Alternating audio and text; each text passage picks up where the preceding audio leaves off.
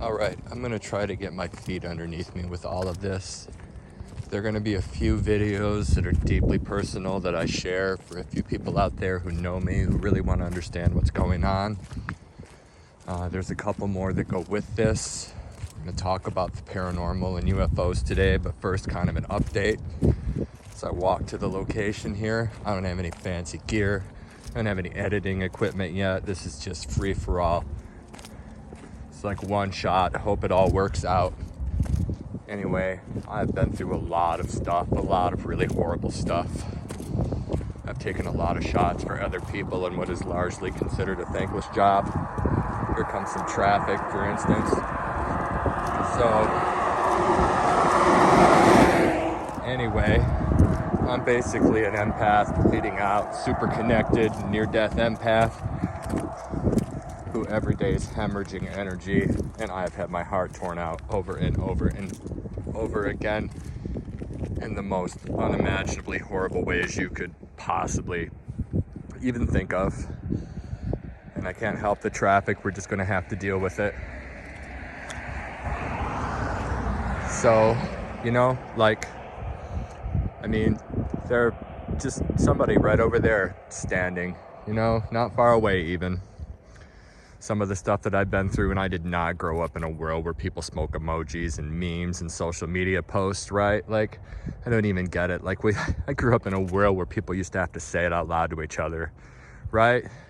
All of a sudden, everything else is now graphic symbolism, all sorts of these other things. And so this kind of modern world, in a way, has been a bit of a nightmare for me. And there's been so much heartbreak along the way. But anyway, I'm going to talk about a sighting I had a long time ago. I couldn't tell you exactly how many years, but just down the road from here, I used to be on the computer every night, and I used to stay late.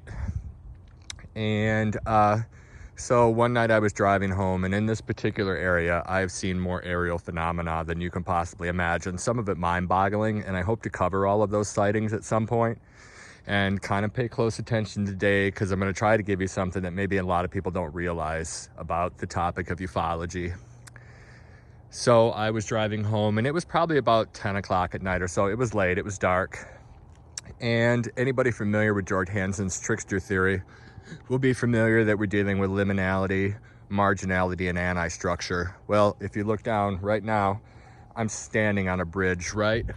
I mean, it doesn't get any more liminal than that, and here I am over a body of water, which traditionally is important in paranormal phenomena. So, you know, marginality, I'm the dude that sees the lights in the sky, right, that everybody thinks is crazy. You know, anti-structure, I mean, look at where we're at, just to start with. And so I was driving home, and I just left work, and it's not far away. And interesting to note, just down the road from here is actually where I got Shadow the cat in the most amazing way possible. And also, a little ways down the road from here is an Indian burial ground, or actually a joint American Indian burial ground, one of the rare instances of something being shared. And I can tell that story at another time, but to give you an idea of location, this is a paranormal hotspot. And so I was driving home, and I drove by right here, and I looked out over the river, and there was this huge fog, but just in a small area. And inside of that fog was a craft that was maybe a couple of station wagons wide, end to end, matte black and triangular shaped. It was hovering right over the river here. And so I drove past and turned around and came back from the other way. At this point, I was someone who ran right at this stuff. I'm, as a student of John Keel, becoming a little more wary of that. If you, you know, read about the dangers associated with that, if you believe it, and then we get into topics like the non-ionizing radiation out of some of the Pentagon leak material. And mind you, I view that all with a certain amount of skepticism given its source. But anyway, so I see this craft, and it's triangular, it's matte black. So I spin back around, I go up the road, and I turn around and come back at it, and I get right out of the car. I park here in the middle of the bridge, just get out of the car. About this point, somebody came from another direction, and they pulled up right next to me, looked out, had the shocked look on their face, and just slammed the gas. It's important to remember in phenomena like this is that I have no idea what that other person saw. Whatever it was, it startled them. So I got out and I stood right here on the bridge, you know, right in this location, and it's just right there, like in the bend of the river. It's not far away. And the fog starts to dissipate, or almost seems to be sucked into the craft. I don't know how to describe it, but anyway, the fog starts disappearing, and these lights come out of the side of it that look like laser beams, and they kind of shoot off in a direction and almost bounce off of this, what appears to be the ground or a tree or whatever. It sort of makes a right angle, and this craft lifts up, gets just over the tree line here, and proceeds to head towards the freeway. Very slow, right next to the road. So I get back in the car and I'm right underneath it the whole time, right?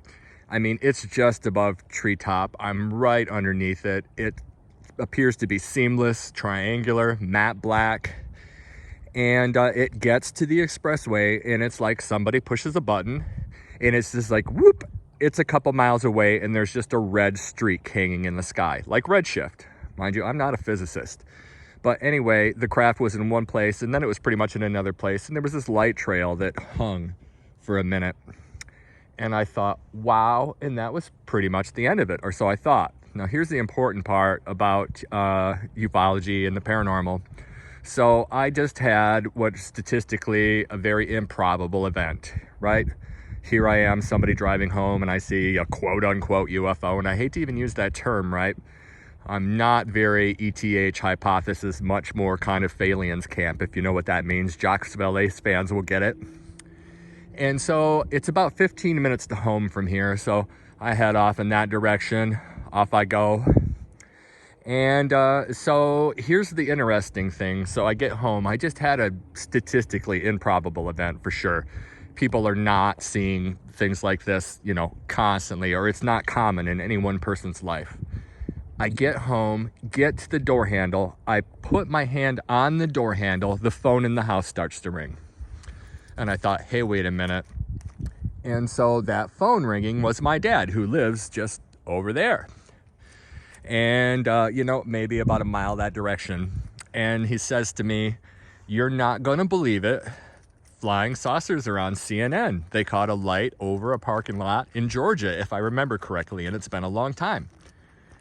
And so I turn on CNN and by God, there it is. And I thought, so, okay, what just happened to me is crazy enough. And then what are the chances that I were to go home and there would actually be UFOs on CNN? And then what are the chances that the phone would go off when I put my hand on the door handle?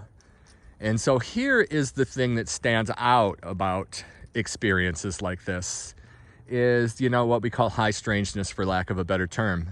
What really happened in that moment? I mean, we look, Indian burial ground is just over that way.